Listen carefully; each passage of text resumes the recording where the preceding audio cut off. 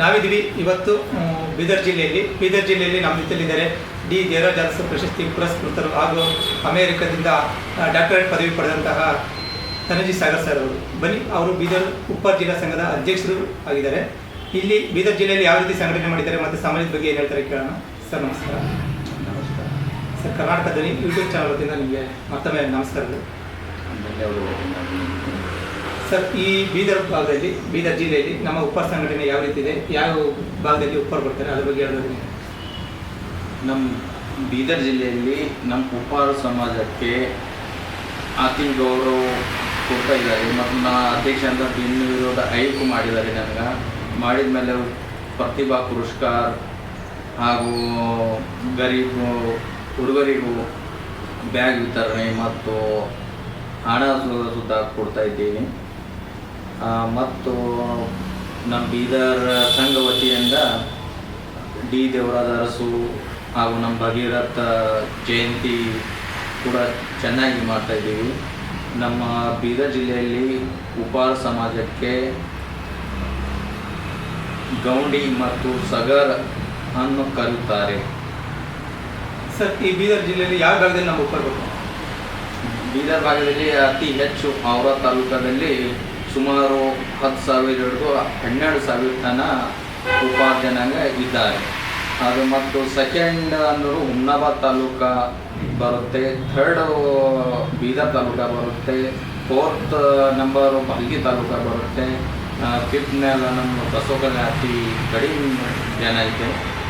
ಮತ್ತು ಹಾಗೂ ಪೈಲೆ ಏನು ನಮ್ಮ ಉಪ್ಪಾರ ಸಮಾಜ ಕೆಲಸ ಮಾಡ್ತಾ ಬಂದಿದೆ, ಈಗಲೂ ಮಾಡ್ತಾ ಇದ್ದಾರೆ. ಬಟ್ ಎಲ್ಲ ಕ್ವಾಲಿಫಿಕೇಷನ್ದಾಗ MBBS ಮತ್ತು ಇಂಜಿನಿಯರ್ಸು, ಡಾಕ್ಟರ್ಸು ಆಗಿ ಚೆನ್ನಾಗಿ ನಮ್ಮ ಸಮಾಜವನ್ನು ಮುಂದೆ ಬರ್ತಾ ಇದೆ ಬೀದರ್ ಜಿಲ್ಲೆಯಲ್ಲಿ. ಸರ್, ಈಗ ಬೀದರ್ ಜಿಲ್ಲೆಯಲ್ಲಿ ನೀವು ಯಾವ ರೀತಿ ಸಂಘಟನೆ ಮಾಡ್ತಾ ಇದ್ದೀರಾ, ಯಾವ ರೀತಿ ಹೋರಾಟ ಮಾಡಿದ್ದೀರಾ ಮತ್ತು ಸಮಾಜದ ಪರವಾಗಿ ಎಲ್ಲೆಲ್ಲಿ ಮನವಿ ಕೊಟ್ಟಿದ್ದೀರಾ? ನಮ್ಮ ಬೀದರ್ ಸಂಘ ವತಿಯಿಂದ ಪ್ರಥಮವಾಗಿ ನಮ್ಮ ಉಪ್ಪಾರ ಸಮಾಜದ ಅಭಿವೃದ್ಧಿಯ ಹೊಸದಾಗಿ ಅಧ್ಯಕ್ಷ ಮಾಡಬೇಕಂತ ಮನವಿ ನಮ್ಮ DC ಆಫೀಸಲ್ಲಿ ಮತ್ತು ಪತ್ರಿಕಾಗೋಷ್ಠಿಯಲ್ಲಿ ಕೊಟ್ಟಿದ್ದೇವೆ. ಹಾಗೂ ಮತ್ತು ನಮ್ಮ ಸಮಾಜಕ್ಕೆ ST ಸೇರ್ಪಡೆ ಆಗಬೇಕಂತ ಪತ್ರಿಕಾ ಮುಖಾಂತರ ಕೊಟ್ಟಿದ್ದೇವೆ. ಮತ್ತು ನಮ್ಮ ಉಪ್ಪಾರ ಬೀದರ್ ಜಿಲ್ಲಾ ವತಿಯಿಂದ ನಮ್ಮ ಕರ್ನಾಟಕ ರಾಜ್ಯ ಉಪ್ಪಾರ ಸಮಾಜ ಸಂಘಕ್ಕೆ ವಿನಂತಿ ಮಾಡ್ತಾ ಇದ್ದೀವಿ. ನೀವು ಜಲ್ದಿ ಒಂದು ಸಭೆಗೆ ಕರ್ಕೊಂಡು ಎಲ್ಲರ ಸಭೆಯಲ್ಲಿ ST ಸೇರ್ಪಡೆ ಮಾಡಿ ಅಂತ ನಮ್ಮ CM ಕರ್ನಾಟಕ CM ಅವರಿಗೆ ಒತ್ತಡ ಮಾಡಿ ಕೇಂದ್ರ ಸರ್ಕಾರಕ್ಕೆ ಶಿಫಾರಸು ಮಾಡಬೇಕಂತ ನಮ್ಮದು ಅಭಿಪ್ರಾಯ ಇದೆ. ಈ ಮುಂದಿನ ದಿನಗಳಲ್ಲಿ ಅವರು ಕರ್ನಾಟಕ ರಾಜ್ಯ ಸಂಘಕ್ಕೆ ಹೇಳಕ್ಕೆ ಇಷ್ಟಪಡ್ತೀನಿ.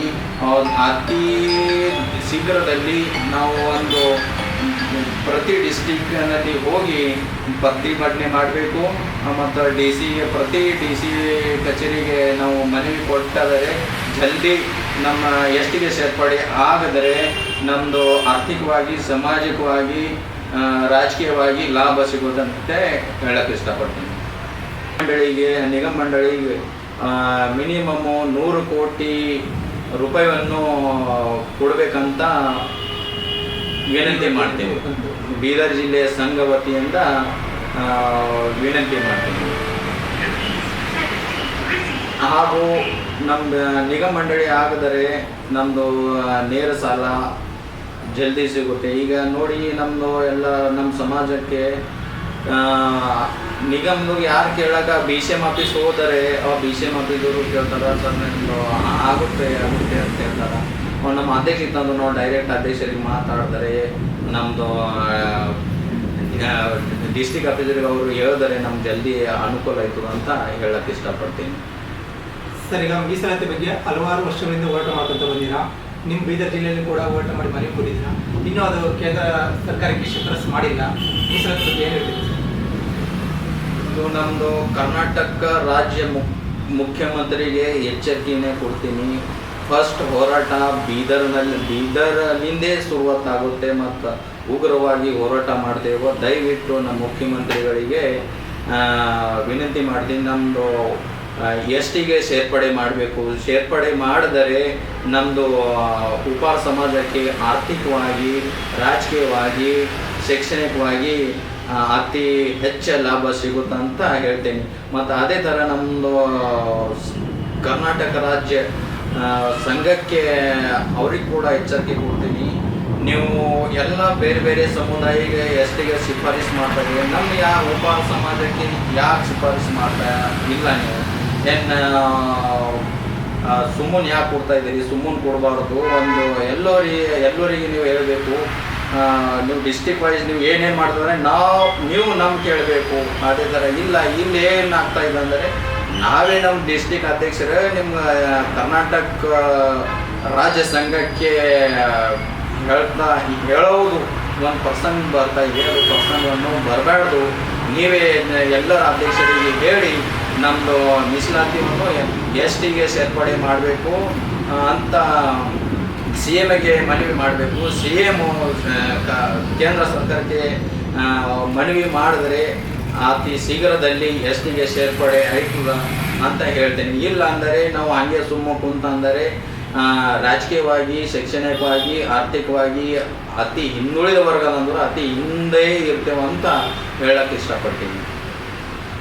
ಸರ್, ಈಗ ರಾಜಕೀಯವಾಗಿ ಉಪ್ಪಾರನ ರಾಜಕೀಯ ವ್ಯಕ್ತಿಗಳು ಮತಗಳಿಗೋಸ್ಕರ ಬಳಸ್ಕೊಂತ ಇದ್ದಾರೆ. ಯಾವುದೇ ರಾಜಕೀಯ ಟಿಕೆಟ್ ಕೊಟ್ಟಲ್ಲ. ಈ ಮುಂದಿನ ದಿನಗಳಲ್ಲಿ ಜಿಲ್ಲಾ ಪಂಚಾಯತಿ, ತಾಲೂಕು ಪಂಚಾಯತಿ ಚುನಾವಣೆಗಳು ನಡೀತಾ ಇರೋದು.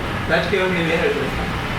ರಾಜಕೀಯವಾಗಿ ನೋಡಿ ನಮ್ಮದು ಏನಾಗ್ಯದಂದು ಫಸ್ಟು ನಮ್ಮದು ಒಕ್ಕಟ್ಟು ರಾಜ್ಯ ಸಂಘವು ಹಾಗೂ ನಮ್ಮದು ಸಂಘ ಡಿಸ್ಟಿಕ್ ಜಿಲ್ಲಾ ಸಂಘವು ಒಗ್ಗಟ್ಟಾಗಬೇಕು.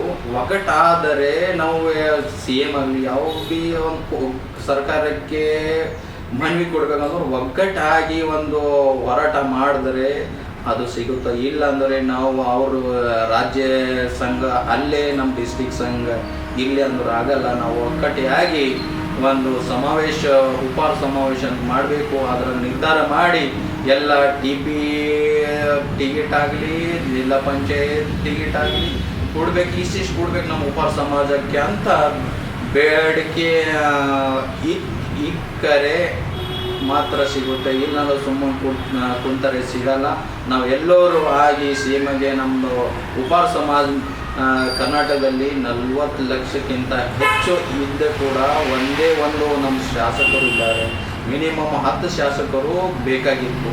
ಯಾಕೆ ಇಲ್ಲ ಅಂದ್ರೆ ನಮ್ಮದು ಇದೇ ಒಕ್ಕಟ್ಟಿಲ್ಲ. ಒಕ್ಕಟ್ಟು ಆಗಿ ನಾವು ಯಾರಿಗೊಬ್ಬರಿಗೆ ನಮ್ಮ ನೇತಾ ಸ್ವೀಕರಿಸಿ ಅವರಿಗೆ MLA ಆಗಲಿ, ZP ಆಗಲಿ, TP ಆಗಲಿ ಹಂಗೆ ಒಬ್ಬರೊಬ್ಬರಿಗೆ ಸಹಾಯ ಮಾಡಿದರೆ ಇನ್ನು ಹೆಚ್ಚು MLAಗಳು, ZP, TP, ಗ್ರಾಮ ಪಂಚಾಯತ್ ಅಧ್ಯಕ್ಷರು ಆಗ್ಬೋದು. ಇಲ್ಲ ಅಂದರೆ ನಮ್ಮ ಗುರುಗಳು ಭೀ ಇದ್ದಾರೆ. ಗುರುಗಳು ಭೀ ಪ್ರತಿ ಜಿಲ್ಲೆಗೆ ಹೋಗಿ ಅವರು ಭೇಟಿ ನೀಡಿ ನಮ್ಮದು ಪರಿಸ್ಥಿತಿ ಏನಿದೆ, ಎಲ್ಲ ಜನಾಂಗ ಏನಿದೆ ಅಂತ ತಿಳ್ಕೊಂಡು ಒಕ್ಕಟ್ಟಾಗಿ ಅಂತ ಹೇಳಬೇಕು. ಅವು ಕೂಡ ನಮ್ಮ ಮತ್ತು ಯಾರ್ಯಾರು ನಮ್ಮ ಕ್ವಾಲಿಟಿ ಇದ್ರಾಗಿದ್ದಾರಿಲ್ಲ ಸೀನಿಯರ್ಸ್ ಲೀಡರ್ ಕೂಡ ಬಂದು ನಮ್ಮ ಸಮಾಜಕ್ಕೆ ವ್ಯವಸ್ಥೆ ಏನಿದೆ ಎಲ್ಲ ಸುಧಾರಣೆ ಕಡೆಯಿಂದ ಮಾಡಬೇಕಂದ್ರೆ ಒಂದೇ ಒಂದು ಹೋರಾಟ, ಉಪ್ಪಾರ ಸಮಾಜ ಹೋರಾಟ ಆಗಬೇಕು. ಎಲ್ಲೋ ಒಂದು ಬೀದರ್ನಲ್ಲಿ ಆಗಲಿ, ರಾಯಚೂರಾಗಲಿ, ನಮ್ಮ ಕಲ್ಯಾಣ ಕರ್ನಾಟಕದಲ್ಲಿ ಒಂದು ಸಮಾವೇಶ ಮಾಡಬೇಕು. ಮತ್ತು ಕರ್ನಾಟಕ ಸರ್ಕಾರಕ್ಕೆ ಎಚ್ಚರಿಕೆ ಕೊಡಬೇಕಂತ ಮಾಡಿದರೆ ಮಾತ್ರ ನಮ್ಮದು ರಾಜಕೀಯವಾಗಿ ಬಲಸ್ಟ್ ಆಯಿತು. ಮತ್ತು ಇನ್ನು MLAಗಳು, MP, ಜಿಲ್ಲಾ ಪಂಚಾಯತಿ ಮತ್ತು ತಾಲೂಕು ಪಂಚಾಯತಿ, ಗ್ರಾಮ ಪಂಚಾಯತಿಯಲ್ಲಿ ಏನರ ಒಂದು ಕೂಡ್ತಾರಂತ ಅನಿಸಿಕೆ ಇದೆ. ಸರ್, ಈಗ ನಿಮ್ಮದೇ ಆದ ಟ್ರಸ್ಟ್ ಮೂಲಕ ನೀವು ಸಮಾಜದ ಹಲವಾರು ಚಟುವಟಿಕೆಗಳನ್ನು ಮಾಡ್ತಾ ಇದ್ದೀರಾ, ಸಹಾಯ ಮಾಡ್ತಾ ಇದ್ದೀರಾ. ಯಾವ ರೀತಿ ನೀವು ನಿಮ್ಮ ಟ್ರಸ್ಟನ್ನು ಬಗ್ಗೆ ಕಾರ್ಯಕ್ರಮಗಳನ್ನು ನಡೆಸ್ಕೊಡ್ತಾ ಇದ್ದೀರಿ? ನೋಡಿ, ನಾನು ಮಹೇಶ್ವರಿ ಚಾರಿಟೇಬಲ್ ಟ್ರಸ್ಟ್ ವತಿಯಿಂದ ಹೋದ ತಿಂಗಳಲ್ಲಿ ನಮ್ಮದು ಕ್ರಿಕೆಟ್ ಟೀಮನ್ನು ಮಾಡಿ ಸ್ವಂತ ನಾವು ಓನರ್ ಇದ್ದೀನಿ. ಸುಮಾರು 1 ಲಕ್ಷಕ್ಕಿಂತ ಹೆಚ್ಚಿಗೆ ಅಮೌಂಟ್ ಕೊಟ್ಟು ಅವರಿಗೆ ಏನೇನು ಕಿಟ್ಗಳು ಬೇಕಾಯ್ತದ ಆ ಕಿಟ್ ಕೊಟ್ಟೀನಿ.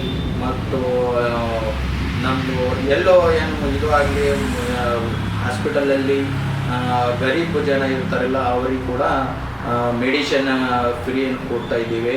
ಮತ್ತು ಬರೋ ದಿನದಲ್ಲಿ ಎಲ್ಲ ಡಿಸ್ಟ್ರಿಕ್ನಲ್ಲಿ ಕೂಡ ಇದೇ ಥರ ನಮಗೆ ಏನು ಸಹಾಯ ಮಾಡ್ತೀನಿ, ಸಹಾಯ ದಾನ ಮಾಡ್ತೀನಿ. ಮತ್ತು ಗರೀಬರಿಗೆ ಬುಕ್ಸು, ಬ್ಯಾಗು, ಪೆನ್ನು ಎಲ್ಲ ನಮ್ಮದು ಅಭಿಪ್ರಾಯ ಏನಿದೆ ಅಂತಂದರೆ ಮುಂದಿನ ದಿನಗಳಲ್ಲಿ ಇಡೀ ಕರ್ನಾಟಕದಲ್ಲಿ ಕೊಡಬೇಕಂತ ನಂದು ವಿಚಾರ ಇದೆ. ಸರ್, ಈಗ ಸಿಪ್ಪಾರ ಸಮಾಜದ ಬಗ್ಗೆ ಹಲವಾರು ವಿಚಾರಗಳನ್ನು ಕರ್ನಾಟಕದ ಯೂಟ್ಯೂಬ್ ಚಾನಲ್ ಮೂಲಕ ಹಂಚ್ಕೊಂಡಿದ್ದೀರಾ. ನಿಮಗೆ ಧನ್ಯವಾದಗಳು. ಧನ್ಯವಾದ.